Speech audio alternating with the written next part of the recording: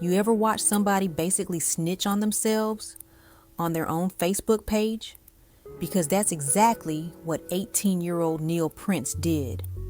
The boy committed a whole crime, and instead of laying low, he hopped online wearing a dead man's necklace and shoes like it was promo day. Girl, let me tell you something. If common sense was a job, Neil would have been unemployed. Now, before we get into this mess, here's who this was really about.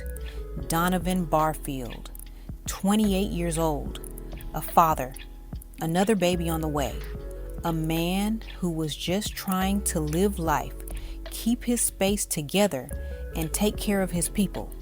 He shared the apartment sometimes with a part-time roommate, but it was Donovan's home, his place of peace. Meanwhile, across town, Neil was living a whole different storyline.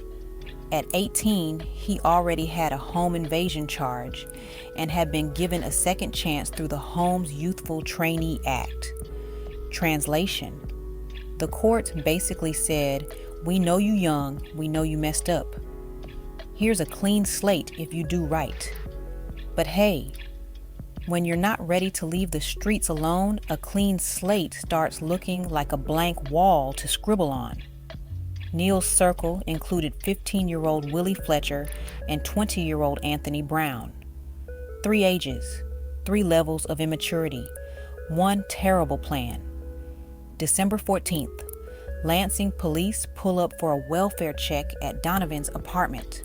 Usually, these calls end with someone opening the door like, "My bad, I was knocked out." Not this time. Officers step inside and see the whole place torn apart.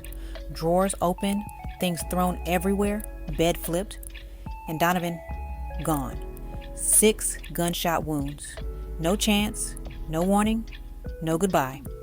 Anyway, while detectives are trying to piece things together, Donovan's part-time roommate mentions something important: the laptop. See, Donovan had this motion trigger camera feature on his computer, the kind you turn on to make sure nobody sneaks your stuff. Whenever someone walked past the screen, the camera activated. And oh, it captured a lot more than expected. Police play the footage.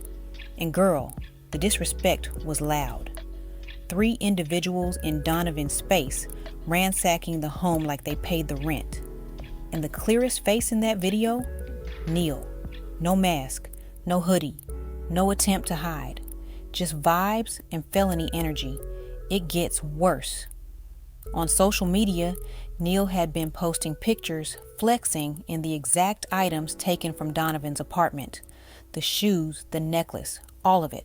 Like, be for real. If you're trying to avoid jail, maybe don't dress like the crime scene. Detectives pull him in for questioning, and he sits there acting like he's sleepy. They're literally telling him there's video of him in that apartment, and he's like, "That's not me. Make it make sense." And that's where the interrogation begins. Knowing what we're here to talk to you about, does that jog your memory at all? Any idea what we're talking about? Okay. We want to speak to you about a homicide that occurred over on Bayview on December 14th, specifically. Okay. Understand that we did not come to your house, and we're not talking to you by, it's not just random, we just didn't pick your name out of the hat. We have information available to us that we think that you have some knowledge about that incident that you can share with us. Okay? We want to get your side of the story. Everybody has a side of the story. We want to hear what you know about the situation, what went on that night. Details like that as part of going through. Where do you think would be appropriate to start? I would like what you told me about. I don't know. I'm sorry. Let's start with this. How long have you lived on the North Capitol address? Like 3 weeks. 3 weeks. Do you remember when you moved in there? Like the 2nd of December. I don't know. The 2nd of December. We're doing before. On the east side. We're On Woodlawn. Woodlawn. Okay. I like the Bennett by Morris Park, the pool. Yeah. On Woodlawn, who'd you live with? My mom, Anybody else stay there? my sister. Do you have a bedroom in there? Yeah, A Capitol? Capitol. No, it's a little small little place, so I usually just sleep with my mom and my sister. Either room? Yeah. Okay. It's a little bed in the living room, but I ain't sleeping out there. You guys haven't been staying there on Capitol very long. Anybody else stayed the night there? Any friends or anything like that? No? Seemed like you didn't think, were you just thinking about it, or somebody might have stayed there? I'm not sure to be honest. Like, we moved in like 2 weeks ago, but like, I'm in home with people. Have you had any friends over at that place? Nobody came to stop by, check out the new digs, nothing? You just know that you've not had any friends, but you don't know if Jayla or your mom has. Is that what you're saying? Okay, but you have not. Okay, you shaking your head no, does that mean no? Mm-hmm. Okay. Who are your good friends that you know? You know, like, person, like, maybe high school, you already know. Like, you separate from your parents, they go to college, go separate ways. So, like, you know what I mean? Not really hanging out with anybody then? If you are going to hang out with somebody, who would it be? Does anybody else use your phone? So there'd be no reason for your phone to be separated from you. You're normally, if your phone's somewhere, are you normally with it? Okay. Do you ever leave the house without your phone? No. You always take it with you. So you can have a way to, everybody takes their phone with them, right? Yeah. Like, if my phone will be off, like, the bill not paid, I'll leave it at home. There's nothing to have it. How long have you had that phone? Like,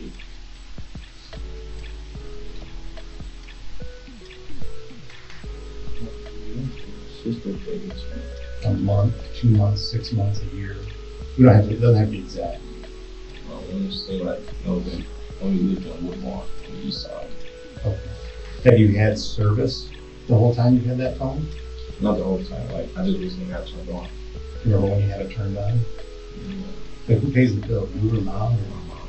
she pays the bill? They don't have anything. When you don't have service, how do you get in touch with people? So I say, like, my phone, my phone, Do you use like Wi-Fi?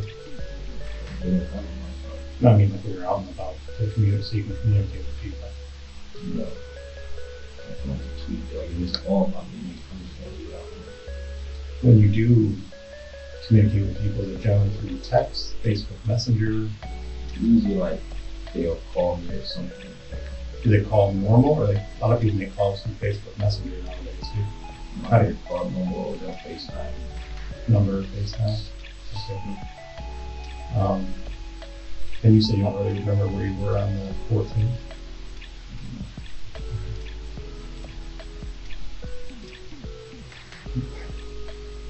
I talked to your sister. It sounds like that would have been about the same time that you guys moved in to Capitol. Do you remember when you moved into Capitol? December, like, December. Okay. Do you remember that day? That day specifically, that moving and getting moving stuff? Mm-hmm. No. You said you were born and raised in Lansing, right? So you're pretty familiar with the city? Like, where have you spent most of your time growing up? Baker, on the side. East side? You have any friends that live over, you know where Bayview is? No. Okay. Do you have any friends that live over there? Bayview's up, you know where the Homes in Waverly is, right? On the south side, maybe? Yeah, southwest side, Homes in Waverly. Harbor Point, a lot of people know where AP is. You know where that is? But that's somewhere by Waverly Park. Sheffield and Waverly. It's not too, it's a little north of Waverly Park. Sheffield and Waverly, Homes in Waverly. I don't know where you park at. Do you have any friends over in that area where Homes in Waverly is? No. Okay. When's the last time you were over in that area, the southwest side? When we used to live over there. When was that? This was in the summer, in the old part. And so recently, within the last month, you haven't been over there. You visit a friend over there? Here's the deal. This homicide occurred on Bayview in the apartment over there. And that's over near the Homes in Waverly. we know that you were over there. You were seen over there, and you were also on video. Why would that show up? I don't know you watched the video, that's not me. You watched the video. It is you, and like I said, the person saw you. And I know so somebody that knows and recognizes you. Yeah, I'm gonna cut you off first. So what we want to do here, listen to me, it's not the wrong person, but what we want to do here is, one, we can't put words in your mouth. So I can't give you possible scenarios that occurred, but everybody has a story, every situation has a story. We know something happened over there. We know you were there. What we need you to do now is tell us the circumstances which occurred. Because there are a lot of circumstances that can explain why a situation occurred. But like I said, I can't put words in your mouth. It's got to come from you. So knowing that, and I know you don't know me from Eve, but I'm not BSing you. We didn't pick your name or your apartment at random tonight. We're not talking to you just for no reason at all. We're talking to you because the stuff that I'm telling you is the truth. So what we need you to do, take a deep breath, explain to us what happened that night over at the apartment in Bay. If you told me this, I was watched the video. So I just said, I don't know me. Okay. But like I said, let me ask you this. Did you know that there was surveillance footage in the apartment? Did you know that there was surveillance footage in the apartment? Yes or no? Yes, Okay, I will tell you there was surveillance footage in the apartment. You are on the surveillance footage. Do you realize that? I'm not. So that I'm giving you an opportunity to tell us what happened. That's what I do. You watch the video, So knowing that you're over there on video, somebody has identified you. There are certain items in the apartment tonight that we found that came from that apartment. Do you understand that you know what? Do you understand that we're not BSing? I'm being real. This is your opportunity. I don't know how else to make that clear. I can't put words in your mouth. I have an idea of probably what occurred and what happened, but I can't sit here and put words in your mouth. This is your opportunity to tell us what went on. We know you weren't the only one there. We know you weren't the only one there. This is your opportunity to tell us what went on. You also understand that this is something similar to like you see on TV. The person who starts talking first, normally things work out best for that person. We're eventually going to talk to the other people that were there. This is your opportunity to tell us what happened.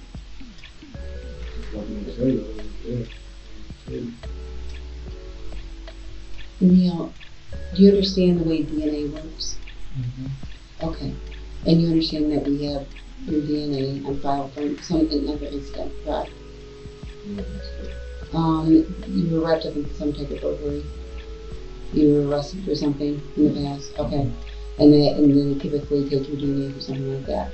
What I would like to do is I would like to get your permission to get your DNA today and to eliminate you as one of those people for right now. You can't just go around talking to my DNA. It doesn't work that way. It has to be, each time has to be a new spot from that specific person for that crime. You can't just use it from another crime that had occurred. Is that something you're willing to do? Like leave my fingerprint, not leave. This isn't a fingerprint, this is a DNA swab. What is that? That is where they swab inside your mouth and get your DNA. Yeah. Is that something you're willing to do? Okay. That leads me to believe that maybe you've been in that apartment before. Okay, you've never been in anybody's apartment over there. No. Okay. Then I guess I don't understand why you wouldn't volunteer that. What's the point? The point is to eliminate you as a suspect. You can eliminate me as a suspect if I do it. I'm saying, if I do it, can I go? It's too hard. No, because I'm still missing a huge chunk of what your side of the story is. I mean, just like Detective, but listen, Detective Looney already told you. We already know we have this video. We have people who positively ID you, who know you. Can we watch the video together? Hold on. Okay. That know you, that know who you are, so they put you there. My concern is that I don't know what happened. I don't know if you're being railroaded. I don't know if you're being falsely accused, or if you were not the main guy in the group. I don't know. The only person who can tell me that in this room, not me, not him, is you. You're the only person who can help me with that part of the story. I don't know that part of the story, Neil, and I know that you do. And you have to understand, I don't know if it's a man you didn't like. I don't know if you're a friend, if something accidentally happened. I do know that this is a man who had a child on the way, has another child who doesn't have a dad. I watched a mother cry over her lost son. These are the things I do know. These are things I know. Okay? And how but what I'm saying is you do know, and you're that piece of the puzzle that can help us. I don't know. Yeah, I know you know. I'm trying to take my time. Okay, and I understand that you're saying that. But that's not the truth. That's not the truth. It's not. The problem with that is there's too many things that put you there.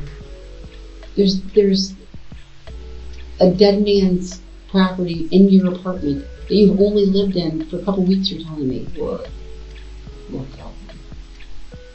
I'm telling you that there's a dead man's property in your apartment. I'm telling you that I know that someone had put you in that area, and you're telling me that you weren't there. I know you were there, but what I need to know, Neil, is what happened. You're the only one who can help me with that. I need to know what happened. I don't know. What are you talking about? I don't know what property you're talking about. I'll show you. Okay.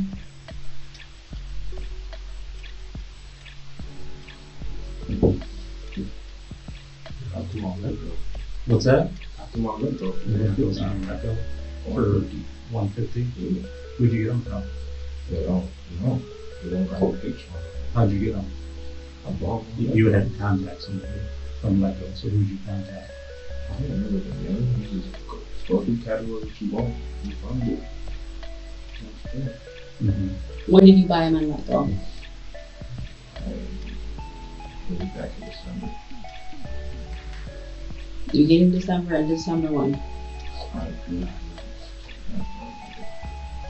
Explain to me how Letgo works. Like, say I want to sell this phone, I'll take a picture of it, put details, whatever you want, and then you just post it. And how does the person contact you? like you just go to a list, like you can buy cars, clothes, games, whatever, and you go there, you click on it, and you just click I'm interested, or you can text me whatever you want. So at some point you gotta set up a place to meet them. Okay, so you have to have their phone or set up a place to meet them, right? Mm-hmm. So you have this person's phone number. Yeah. So how did you set up a place to meet them? All that go. So the messages would be in Letgo. Yeah. Okay, where'd you meet this person? Downtown. Where? Gas station. What day? Would have been after you lived on Capitol or when you lived on Woodlawn? When I was on Capitol. Because I never also want to be close to like platform for art, so you got in public place. Where'd you meet in the bus station? Like, you ever been to a bus station? Mm-hmm. Like, you go out towards the end, towards, I was the number one at the end right here, and I would go right there, yeah, right there. So we'll be able to see on camera exchanging. What did he have the shoes in? Or did you just hand them to it? They came with shoes. Okay. So we'll be able to verify that. No box, no nothing, just shoes. Remember how we were talking about DNA earlier? Do you know a little bit about DNA? Okay, DNA is something that we all have in our body. It's unique to all of us. Your DNA is different than mine, it's different than hers, different than everybody else's. So they can check DNA and we can find out who's been wearing these. Okay.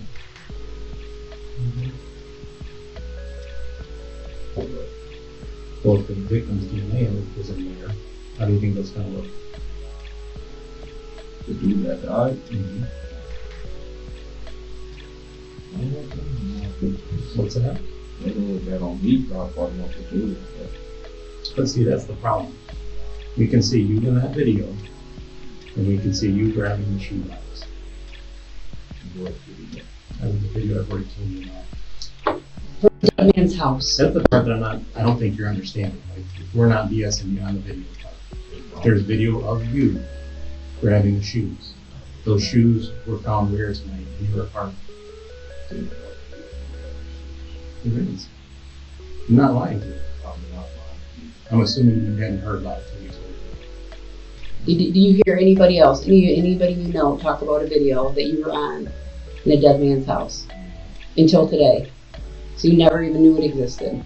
Every time they try to give Neil a chance to talk, he hides behind, "I don't know.